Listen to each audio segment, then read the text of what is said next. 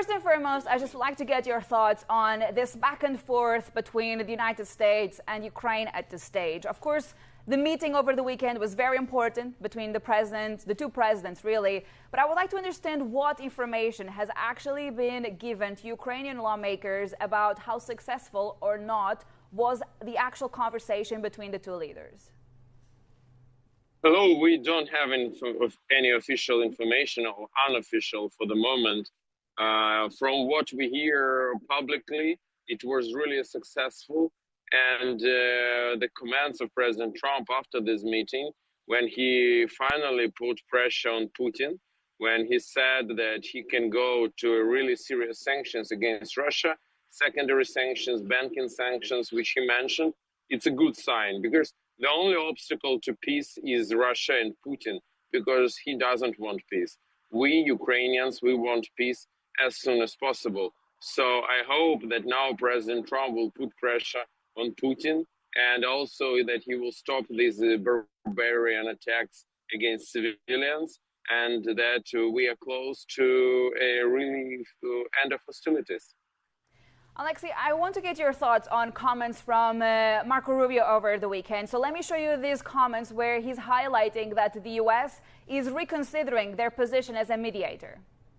We've made real progress, but those last couple steps of this journey were always going to be the hardest ones, and it needs to happen soon. We cannot continue, as I said, to dedicate time and resources to this effort if it's not going to come to fruition. So the last week has really been about figuring out how close are these sides really, and are they close enough that this merits a continued investment of our time as a mediator in this regard.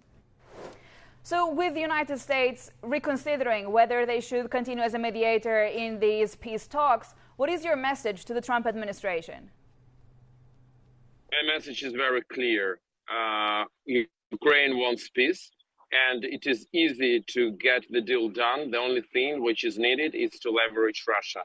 And the United States has all the instruments needed, absolutely everything. Russia is very vulnerable economically, and more sanctions will put them in the situation where they can't say no, they can't refuse to a deal. That should be done. One more thing I would message is that the whole world is watching. Is the United States really a partner you can rely on? After all, commitments which were given to Ukraine, starting from 1994 with Budapest Agreement, when Ukraine voluntarily gave up its third largest at that time nuclear arsenal on the guarantees from the United States and United Kingdom. So that's the moment to show to the world, because in other case, the message to the world will be next. You can't rely on the United States. United States is not a partner you can count on. And if you want to have security, go nukes. Oleksiy, I want to put it very clear to our audience. Between accepting that Ukraine might lose territory or continuing this war, what is best for Ukraine at this stage? Ukraine, we need to clarify what does it mean accept. Because Ukraine will never recognize any inch of our territory as Russian. But the hostilities can end with an actual control of Russians of part of our territories, which will be illegally occupied. Unfortunately, this will not be the first case in the world's history, probably not the last. So we will take back our territories one day. The Russian Empire will one day fall apart like it happened before. And at this moment, we will take them back. But for the moment, we can't kick off Russians from our territories. But once again, we will never recognize them as Russian, and that should be absolutely clear.